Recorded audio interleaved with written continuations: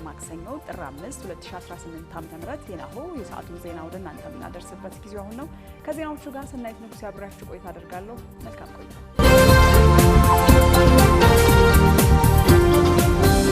ቀዳሚ ወዳደረግነው የሀገር ውስጥ መረጃዎቻችን ስናልፍ ጠቅላይ ሚኒስትር ዶክተር አብይ አህመድ ጅቡቲ በማቅናት የዶራሌ ወደብን መጎብኘታቸው ተገለጸ።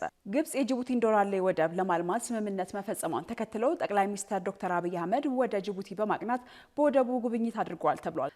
ጠቅላይ ሚኒስትር ዶክተር አብይ አህመድ ወደ ጅቡቲ የስራ ጉብኝት በማድረግ ከፕሬዝዳንት ኢስማኤል ኡመር ጌሌ ጋር በሁለትዮሽ ጉዳዮች ላይ በመወያየት የዶራሌ ወደብን ጎብኝተዋል። ጠቅላይ ሚኒስትር ወደ ጅቡቲ ያመሩት ግብጽ በጅቡቲ የዶራሌ ወደብ የሎጂስቲክና የታዳሽ ኃይል ልማት ስምምነቶችን ከፈረመች ከጥቂት ሳምንታት በኋላ ነው። ጠቅላይ ሚኒስትር ዶክተር አብይ አህመድ ጅቡቲ ከደረሱ በኋላ ይፋ ባደረጉት መረጃ ከፕሬዝዳንት ጌሌ ጋር የተደረገው ውይይት በጂኦፖለቲካል ጉዳዮች፣ በቀጠናዊ ሰላምና ጸጥታ ብሎም የሁለትዮሽ ትብብርን በተለይም በንግድ ሎጂስቲክና የልማት ስራዎች በምናጠናክርበት ሁኔታ ላይ ያተኮረ ነበር ብለዋል።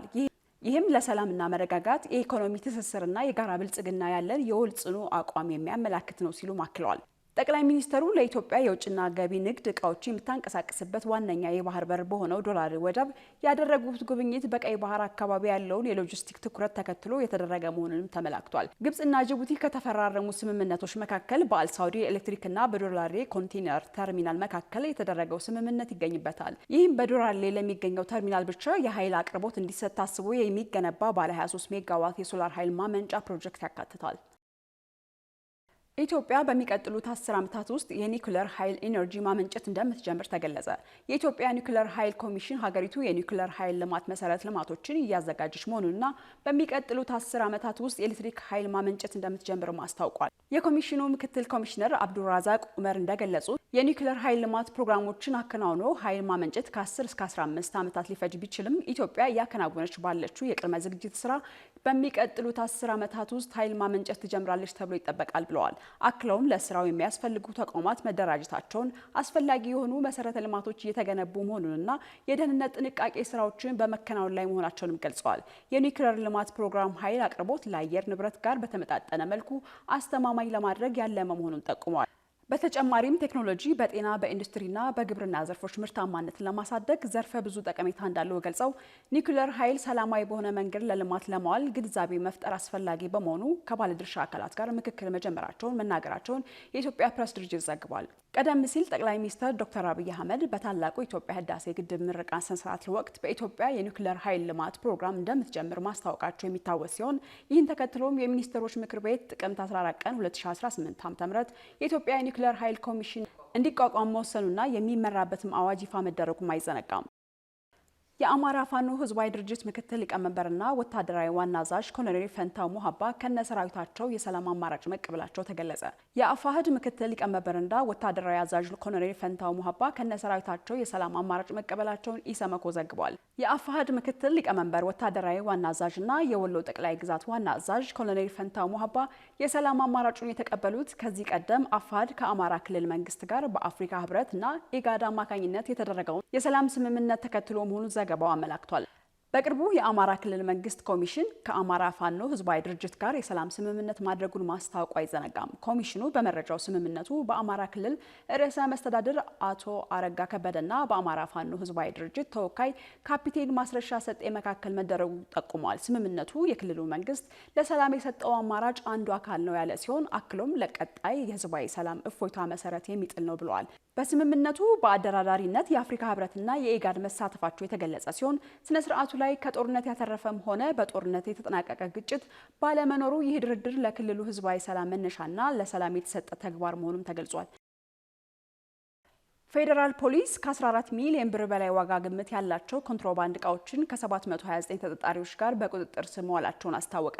ከኢትዮጵያ ጉምሩክ ኮሚሽንና ከሌሎች ባለድርሻ አካላት ጋር በመቀናጀት ከ14 ቢሊዮን 51 ሚሊዮን 586 ሺህ ብር በላይ የዋጋ ግምት ያላቸው የገቢና የውጭ ኮንትሮባንድ እቃዎች ከ729 ተጠርጣሪዎች ጋር በቁጥጥር ስር መዋላቸውን የኢትዮጵያ ፌዴራል ፖሊስ ወንጀል መከላከል ጠቅላይ መምሪያ አዛዥ ምክትል ኮማንደር ጀነራል መላኩ ፋንታ ገለጹ። ምክትል ኮሚሽነሩ ይህን የገለጹት በጠቅላይ መምሪያው በተካሄደው የ2018 በጀት ዓመት የ6 ወር የስራ አፈጻጸም ግምገማ ላይ ነው። በዚህ ወቅት ህገወጥ የሰዎች ዝውውር ለመከላከል በተሰራው ስራ ከ1600 በላይ አገር ጥለው የሄዱ የደበሩ ሰዎች ተይዘው ወደ ቀያቸው እንዲመለሱ የተደረገ መሆኑን የገለጹት ምክትል ኮሚሽነሩ በተጨማሪም 41 አስኮብላዮችን በቁጥጥር ስር ውለው ምርመራ እየተጣራባቸው እንደሚገኝ ተናግረዋል። አክለውም በአማራና ኦሮሚያ ክልሎች የሚንቀሳቀሱ የሽብር ቡድኖችን እኩይ ዓላማ በማክሸፍ በደቡብ፣ በጋምቤላ፣ በአፋርና በሶማሌ ክልሎች የተከሰቱ ግጭቶችን በመቆጣጠር ረገድ ጉልህ ድርሻ ተወጥቷል ብሏል። እንዲሁም በሀገሪቱ በሁሉም አካባቢዎች ያሉ 625 ግዙፍ ተቋማትና ኢንዱስትሪዎች እንዲሁም ታላላቅ ሀገራዊ ልማት ፕሮጀክቶችን በመጠበቅ የኢትዮጵያ ፌዴራል ፖሊስ አመርቂ ውጤት ማስመዝገቡ በግምገማው ተነስቷል። በየትኛውም ዓለም ሆነው በማንኛውም ሰዓት ለወገኑ የሚደርሱበት ፈጣን የገንዘብ መላኪያ ተከፈተሎ። ማስተርና ቪዛ ካርዶን በመጠቀም ከ5 እስከ 20 ዶላር የሚልኩበት አዲስ የገንዘብ መላኪያ መንገድ። ካሽጎን ለየት የሚያደርገው የትኛውም የገንዘብ ዝውውር በፍጥነት አገልግሎት ከመስጠቱም ባሻገር ለማንኛውም አገልግሎት ምንም አይነት ክፍያ አለመጠየቁ ነው። በሀገራችን ታሪክ ገንዘብን ከውጪ ወደ ሀገር ቤት በማስተላለፍ በመተግበሪያ መልክ አገልግሎት መስጠት የጀመረው የመጀመሪያው ሀገር በቀል የገንዘብ መላኪያ ዘዴ ካሽጎ ከ4500 በላይ ባሉ የባንክ ቅርንጫፎች አገልግሎት እየሰጠ ይገኛል። ገንዘቦን በሰኮንዶች ልዩነት ውስጥ ይፈልጉ በአካውንቶ ወይንም በእጆ ቆጥረው የሚወስዱበት ልዩ ዘዴ። በቅርቡ ሁሉንም ኢትዮጵያዊ ባለቤት ለማድረግ ጉዞ የጀመረው ካሽጎ ዛሬውኑ መተግበሪያውን በስልኮ ላይ በመጫን የአገልግሎቱ ተጠቃሚ ሆኑ። ፍጥነት መለያችን፣ ኢትዮጵያን መክፈቻችን፣ ካሽጎ ነው መላኪያችን። ካሽጎ የአዲሱ ትውልድ ብራንድ። ከውጭ ወዳገኘናቸው መረጃዎቻችን ስናልፍ ከ3 የጦርነት ዓመታት በኋላ የሱዳን መንግስት ወደ ካርቱም መመለሱን አስታወቀ። የሱዳን ጠቅላይ ሚኒስትር ካሚል ኢድሪስ በሱዳን ጦርነት ከተቀሰቀሰበት ከሚያዝያ 7 ቀን 2015 ዓ.ም ጊዜ አንስቶ ለመጀመሪያ ጊዜ የመንግስታቸው መቀመጫ ወደ ሆነችው ካርቱም መመለሱን ባወጡት መግለጫ አስታውቀዋል። ጠቅላይ ሚኒስትሩ መንግስታቸው ላለፉት 3 ዓመታት የሀገሪቱን ጉዳዮች ሲያከናውን የቆየው በምስራቃዊቷ የወደብ ከተማ ፖርት ሱዳን እንደነበር አስታውቀዋል። ጠቅላይ ሚኒስትሩ በሰሜን ካርቱም ባህሪን በተባለ ስፍራ ለተሰበሰበው ህዝብ ባደረጉት ንግግር መንግስት ወደ ሀገሪቱ ዋና ከተማ ተመልሷል ብለዋል። በተጨማሪም በጤናና በትምህርት ዘርፎች ላይ ትኩረት በማድረግ መሰረታዊ አገልግሎት ለማሻሻል፣ ሆስፒታሎችን እንደገና ለመገንባት እንዲሁም የካርቱም ዩኒቨርሲቲን ጨምሮ ትምህርት ቤቶችን ለማደስ ቃል ገብተዋል። ጠቅላይ ሚኒስትሩ የጎርጎሮሳውያኑ 2026 በሱዳን የሰላም ዓመት እንደሚሆን ጠቁመው ለዳግም ግንባታና ልማት የታቀዱ እቅዶችን የዋጋ ግሽበትን በመቀነስና የሱዳን ፓውንድ የምንዛሬ ተመን በማረጋጋት ኢኮኖሚውን ለማሻሻል የተያዙ ጥረቶች ይፋ አድርገዋል። የመንግስታቸው መመለስ በዋና ከተማዋ አስተዳዳሪ ስራዎችና የመንግስት አገልግሎቶችን መልሶ ለማቋቋም የሚደረገው ጥረት አካል ነው ብለዋል። ይህም በቅርብ ወራት ውስጥ የመንግስት ተቋማትን ቀስ በቀስ ወደ ስራ ለመመለስ ከወጡ እቅዶችና በአንዳንድ አካባቢዎች ካለው የጸጥታ ሁኔታ መሻሻል ጋር የተያያዘ መሆኑን ጠቁመዋል። ካርቱም በመንግስት ተቋማት በመሰረተ ልማትና በመሰረታዊ አገልግሎቶች ላይ ከፍተኛ ጉዳት ያስከተሉ ብርቱ ውጊያዎችን አስተናግዳለች።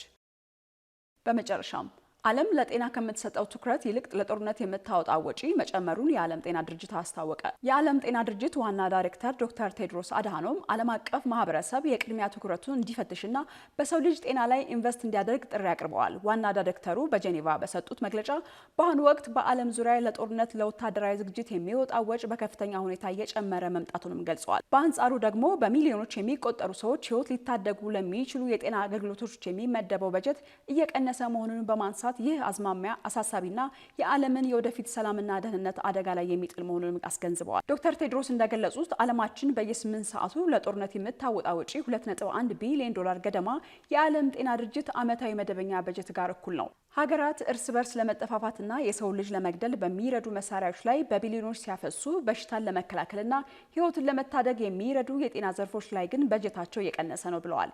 የወታደራዊ ወጪዎች መጨመርና የጤና በጀት መሳሳት ዓለም እንደ ኮቪድ-19 ያሉ የወደፊት ወረርሽኞችን ለመቋቋም ያላት ዝግጅት በእጅጉ እንደሚቀንሰው ገልጸዋል። ዶክተር ቴድሮስ አክለውም ጤና እንደ ወጪ ሳይሆን እንደ መሰረታዊ ልማት የሰላም ኢንቨስትመንት መታየት እንዳለበትም አሳስበዋል። ጦርነት መፍትሄ አይደለም፣ መፍትሄ ሰላም፣ ዲፕሎማሲና በሰው ልጅ ደህንነት ላይ ማተኮር ነው ሲሉ መልእክታቸውንም አስተላልፈዋል።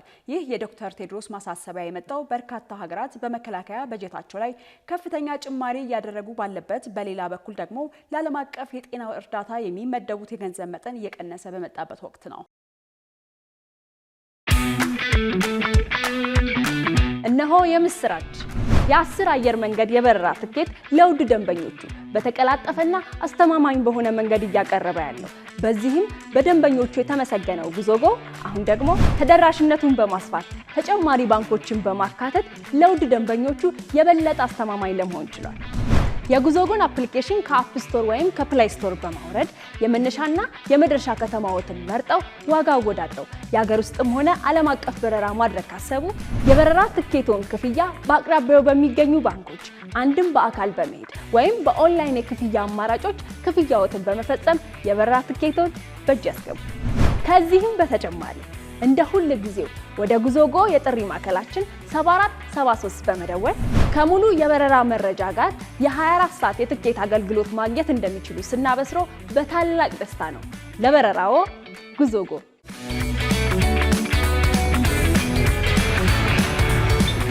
የሰዓቱን ዜና ተከታተላችሁት ይመስል ነበረ። ከዜናዎቹ ጋር ሰናይት ንጉስ ያብራችሁ ቆየው። መልካም ቀን።